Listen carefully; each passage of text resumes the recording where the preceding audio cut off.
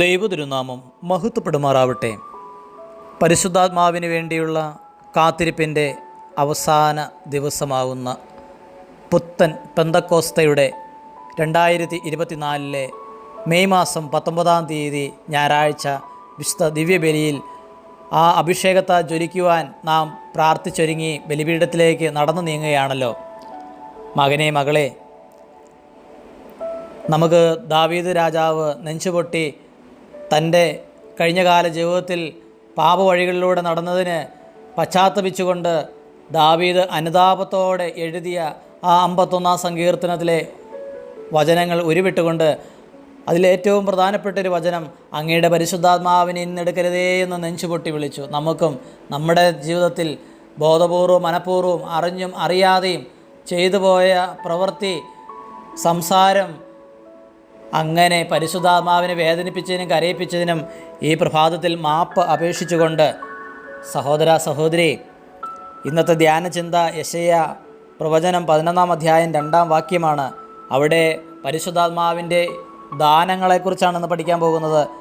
അത് ജ്ഞാനം, ബുദ്ധി, ആലോചന, ആത്മശക്തി, അറിവ്, ദൈവഭയം, ഭക്തി.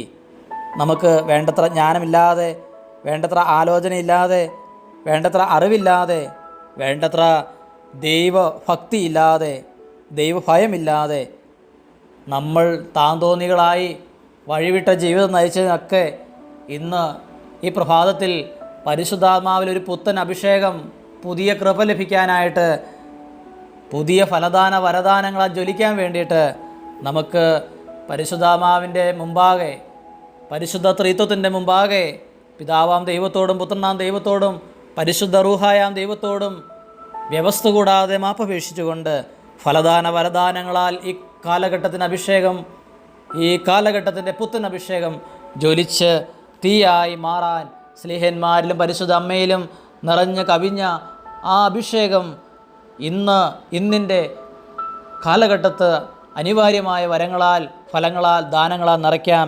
നമുക്ക് പ്രാർത്ഥിക്കാം. നമുക്ക് ചേർന്ന് ഇങ്ങനെ പാടാം. പരിശുദ്ധാത്മാവേ, നീ എഴുന്നള്ളി വരണമേ എൻ്റെ ഹൃദയത്തിൽ.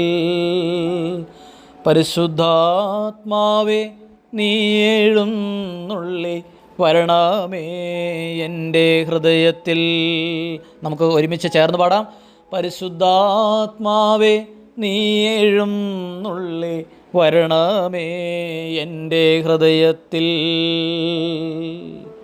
നിങ്ങൾക്കെല്ലാവർക്കും നല്ലൊരു സുപ്രഭാതം നേർന്നുകൊണ്ട് പ്രാർത്ഥനാപൂർവം ജയ്മോൻ പുത്തൂർക്കുടിലിൽ അച്ഛൻ.